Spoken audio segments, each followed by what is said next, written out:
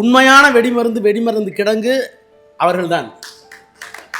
இவர் வெளியில் வர பட்டாசு, ஆனால் வெடிமருந்து கிடங்கு அங்கே தான் இருக்குது. இதை நான் விளையாட்டுக்காக சொல்லலை. புதுக்கவிதையில் வந்த காலத்தில் நாங்கள் வந்தோம். ஒரு கவிதை எழுதியிருக்கிறார். ஒரு பெண் குனிந்த தலை நிமிராது குடமெடுத்து நடக்கும்போது அங்கே தழும்பிக் கொண்டிருப்பது தண்ணீர் மட்டுமல்ல, இளைய வாலிபரின் இதயம் தான் எழுதியிருக்கிறாரு. படிப்பதற்கு நேரம் இல்லை, சில அரசியல் காரணங்களுக்காக 36 தொகுதி என் கையில் கொடுத்துட்டார் முதலமைச்சர். அது சுற்றிட்டு இருக்கிறேன். அதனால படிக்க முடியலன்னு சொல்லி நான் அன்பு சகோதரர் கருப்பள்ளியம்மன் சொல்லி, சகோதரர் நீங்கள் பேசுங்க, எனக்கு நேரம் இல்லை, நான் படிக்கலன்னு சொன்னோம். எனக்கு இளமை ஈர்ப்பு இந்த இன்ஃபெக்ஷனில் வந்து விழுந்துடக்கூடாதுன்னு என்னுடைய பேராசிரியர் கருவை பழனிசாமி என்னை கூப்பிட்டு என்னை பார்த்துட்டு இருக்காரு. கேன்டீனில் பேசிகிட்டு இருக்கேன், அங்கே பேசி உங்களுக்கு தெரியும், எல்லாம் பார்த்துருப்பீங்களா, எல்லாம் தாண்டி தானே வந்திருக்கும். இதையெல்லாம் பார்த்து விட்டு என் மீது கவனமாக இங்கே வான்னு கூப்பிட்டு ஒரே ஒரு கவிதை கொடுத்தார். இந்த மண்ணில் காதல் இருக்கிறது, வீரம் இருக்கிறது, ஆனால் காதலும் வீரமும் மட்டுமே வாழ்க்கை அல்ல என்பதை உணர்த்தியதுதான் திராவிட இயக்கம். பக்தியை பற்றி பாடியிருக்கிறார்கள், ஆனால் பக்தியை தமிழ் இலக்கியத்தில் இருந்து பிரித்து பகுத்தறிவு தமிழை கொண்டு வந்ததுதான் திராவிட இயக்கம். எனவே எழுத்துக்கு ஒரு சமூக பார்வை இருக்க வேண்டும்.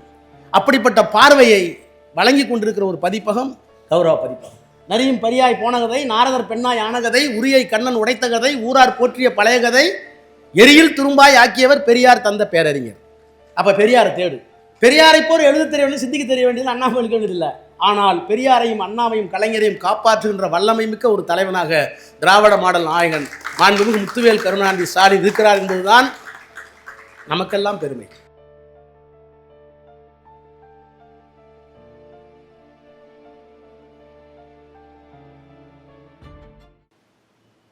கௌராவின் 50 விழாவினுடைய சிறப்புகளை எனக்கு முன்னால் பல்வேறு கோணங்களில் படம் பிடித்திருக்கின்ற திரைப்பட இயக்குனர், சீரிய சிந்தனையாளர், இனமும் மொழியும் வாழ வேண்டும் என்பதற்காக தன் லட்சிய பயணத்தை நடத்தி கொண்டிருக்கின்ற எனது பேரன்பிற்கும் பெரும் மரியாதைக்கும் உரிய கரு பழனியப்பன் அவர்களே, சிறப்புரை ஆற்றியிருக்கின்ற, சுருக்க உரை நடத்தியிருக்கின்ற அன்பிற்குரிய நண்பர் செந்தில்வேல் அவர்களே, சகோதரர் சூர்யா கிருஷ்ணமூர்த்தி அவர்களே, சகோதரர் குணசேகரன் அவர்களே, சகோதரி முனைவர் கமலா முருகன் அவர்களே, திட்டக்குழுவினுடைய துணைத் தலைவர் பேராசிரியர் ஜெயரஞ்சன் அவர்களே, TKS இளங்கோவன் அவர்களே, வருகை தந்திருக்கின்ற எழுத்தாளர் பெருமக்களே, இலக்கியத்தில் ஈடுபாடு கொண்ட தமிழ் சான்றோர்களே, பெரியோர்களே, தாய்மார்களே, பத்திரிகையாளர்களே, இன்றைய தினம் மணிவிழா காணுகின்ற அருமை தம்பதியர்களே, உங்கள் அனைவருக்கும் என்னுடைய வணக்கம்.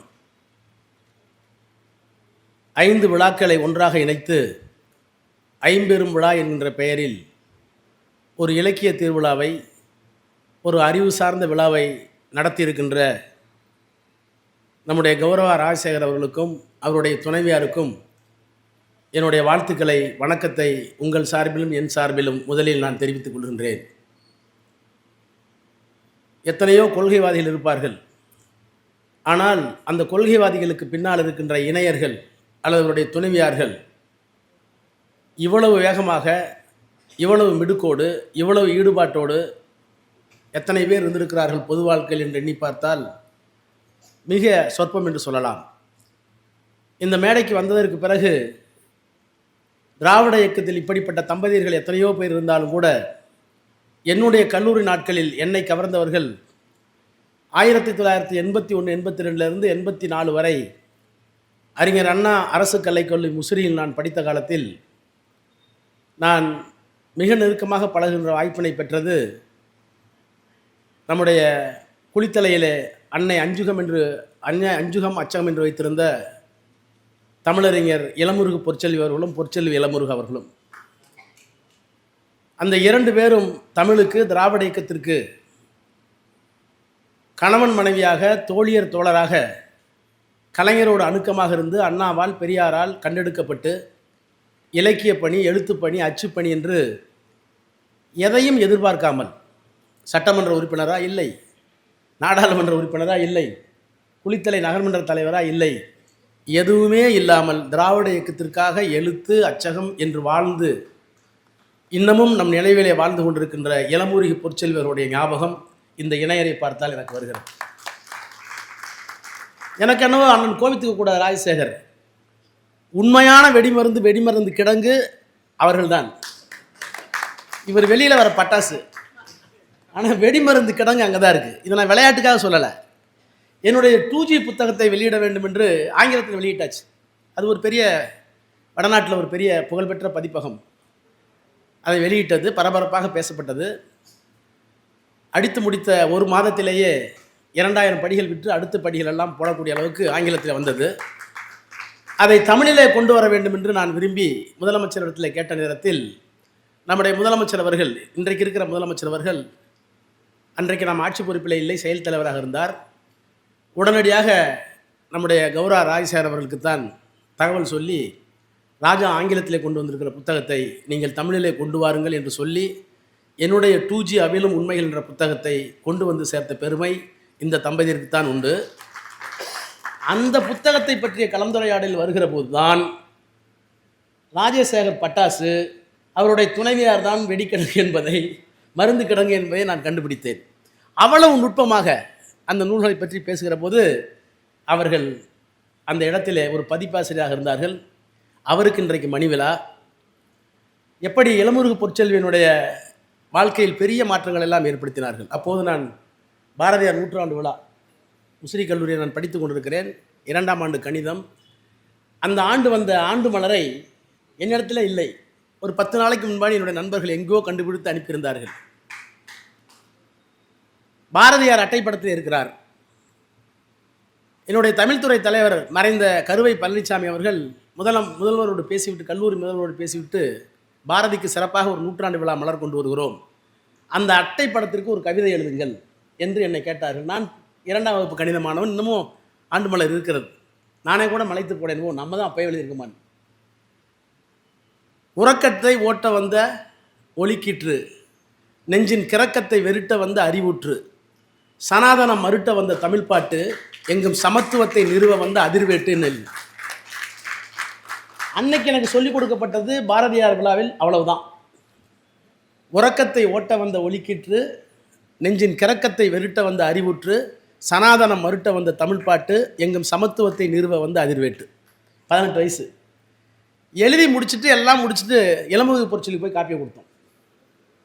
2 பேர் இருந்தாங்க. பாரதியாரை பற்றி நீங்கள் எழுதியிருக்கின்ற கவிதை அருமையானது, அலாதியானது. ஆனால் பாரதிக்கு இன்னொரு முகமும் இருக்கிறது என்பதை கவனிக்க தவறிவிட்டீர்கள் என்று அப்போதே என் மனக்குளத்தில் கல்லறிந்தவர்கள் அந்த இணையர்கள். அது மாதிரி இந்த இணையரோடு நான் பேசுகிற போது 2G ஒரு ஒரு ஒரு சட்டவியல் கோட்பாடு நிறைந்த அறிவியல் தொழில்நுட்பம் உள்ள ஒரு புத்தகம். அந்த புத்தகத்தை ஆங்கிலத்திலிருந்து தமிழ் படிக்கிற போது எப்படி வர வேண்டும், எந்த இடத்துல புரியல என்றெல்லாம் திறம்பட என்னோடு கலந்துரையாடி அந்த புத்தகத்தை வெற்றி பெறமாக கொண்டு வந்த பெருமை நம்முடைய ராஜசேகர் அவர்களை விட கூடுதலான பொறுப்பு அவருடைய துணைவியாருக்குத்தான் இருந்தது என்பதை நான் இந்த நேரத்தில் பதிவு செய்து, அவருக்கு மணி விழா. முதலில் அவரை நான் பாராட்ட கடமைப்பட்டிருக்கிறேன். வந்திருக்கிற எழுத்தாளர்கள்லாம் பார்த்தா பயமாக இருக்குது. ஏதோ சொல்கிறோம், அரசியலில் ராஜா பேசுகிறேன்னு கிளப்பி விட்டாங்க யாரோ.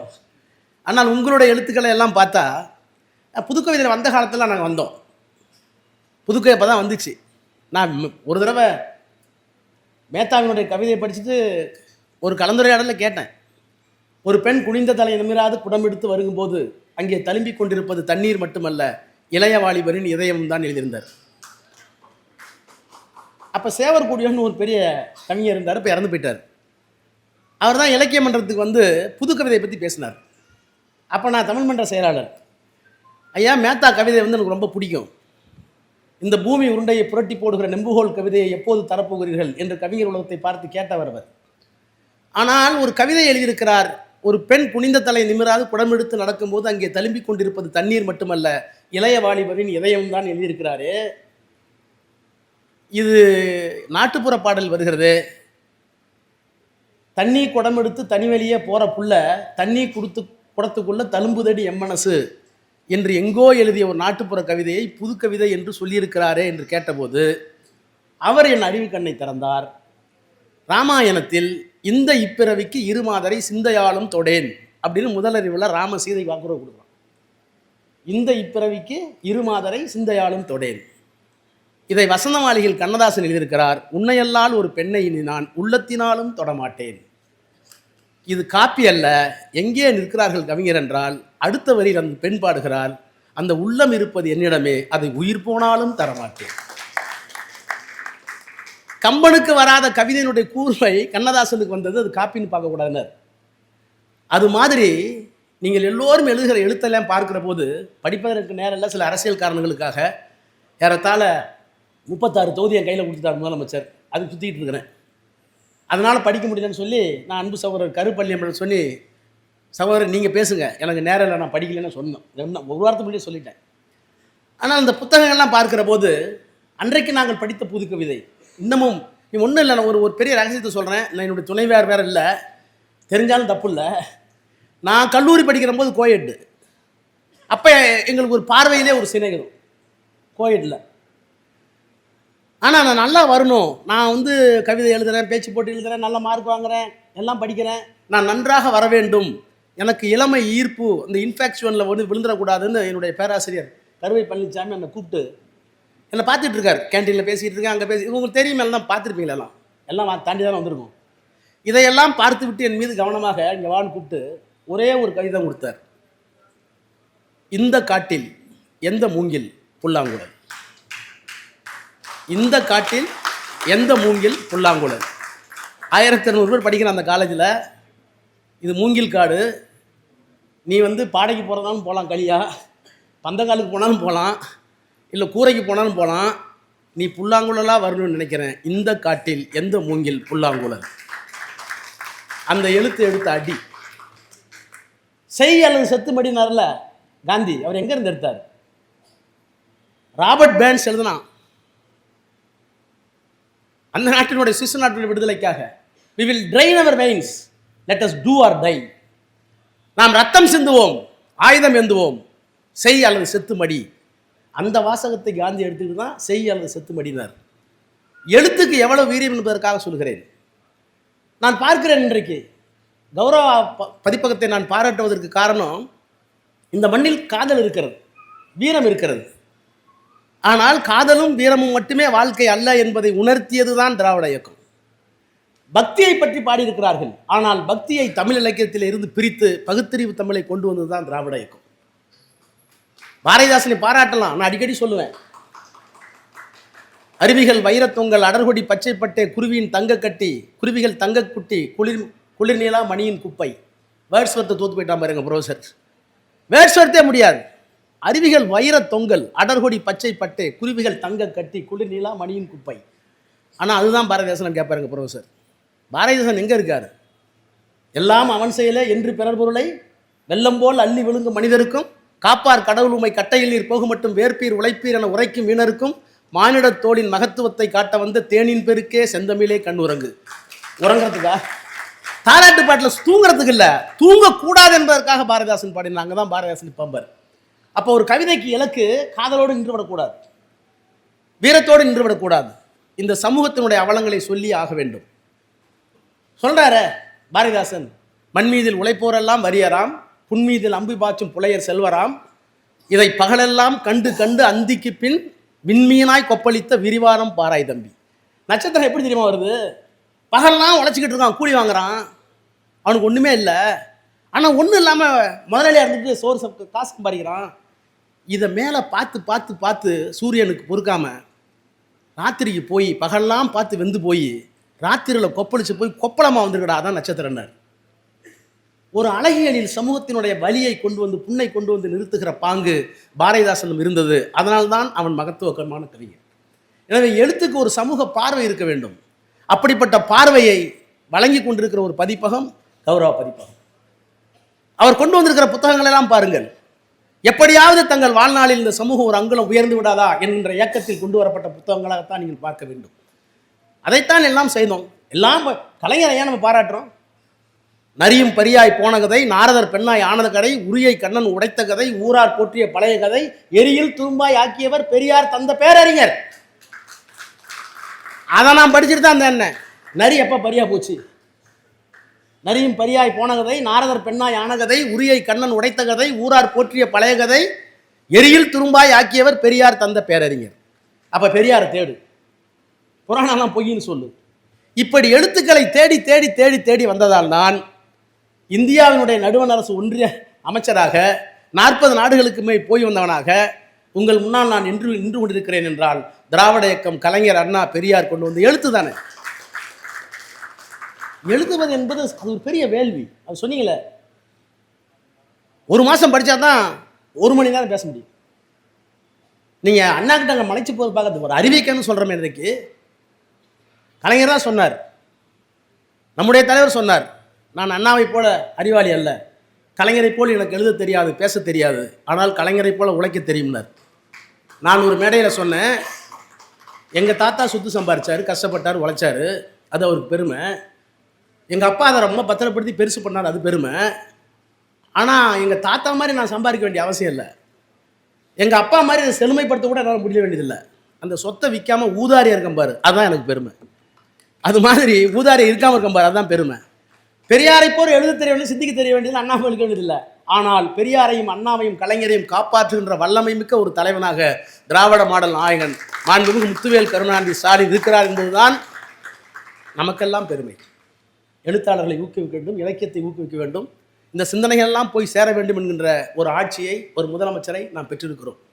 அவருடைய எழுத்துக்களை பார்த்தால் இன்னும் நான் கலைஞர்கிட்ட ஒரு சொல்லுவேன், அண்ணாவை பற்றி எழுதுவார், தலைவர் என்பார், தத்துவ மேதை என்பார், சொல்லாற்றல் சுவைமிக்க எழுத்தாற்றல் பெற்றார் என்பார், நடிகர் என்பார், நாடக வேந்தர் என்பார், மனிதர் என்பார், மாணிக்கம் என்பார், மாநிலத்து அமைச்சர் என்பார், அத்தனையும் தனித்தனியே சொல்வதற்கு நேரமற்றோர் அண்ணா என்ற ஒரு சொல்லால் அழைத்திடவே அவர் அன்னை பெயரும் தந்தார். நீங்கள் அண்ணாவுக்கு வேணும் சொன்னீங்க, எனக்கு தெரிஞ்சு அவனும் உங்களுக்கும் பொருந்துதுன்னு. அப்போது இத்தனை வடிவங்களை கொண்டு இவ்வளவு பேர் எழுதி பேசி வளர்ந்த ஒரு இயக்கம் இன்றைக்கு நம்ம மீது வைக்கிற குற்றச்சாட்டு, அன்னைக்கு மாதிரி எழுதலை, அன்னைக்கு மாதிரி பேசலை, அறிவு பஞ்சம் திமுகவுக்கு வந்து விட்டது என்று சொல்லக்கூடிய அளவுக்கு வந்து கொண்டிருக்கிற சூழலில் நான் கௌரா ராஜசேகரன் ஒரு துணைவியாரையும் பார்க்கிறேன். திராவிட முன்னேற்ற கழகத்துக்கு, திராவிட இயக்கத்திற்கு இனிமேல் ஒருபோதும் அறிவு பஞ்சம் வராது. அவர்கள் வாழுகிற வரை மட்டுமல்ல, அவர்களுக்கு பின்னாலும் அந்த பஞ்சம் வராமல் பார்த்துக் கொள்கின்ற பாங்கை அந்த இணையர்கள் பெற்றிருக்கிறார்கள். எனவே இந்த நேரத்தில் அவர்களை நான் வாழ்த்த கடமைப்பட்டிருக்கிறேன். நம்முடைய சிந்தனை பரவட்டும். எழுத்தாளர்களை எல்லாம் நான் வணங்குகிறேன். உங்களுடைய எழுத்துக்கள் மூலமாக இந்த தமிழ் ஊரும் நல்லுலகம் புதிய ஒளியை பெற வேண்டும் என்று உங்களை எல்லாம் அன்போடு கேட்டு விடைபெறுகிறேன். நன்றி, வணக்கம்.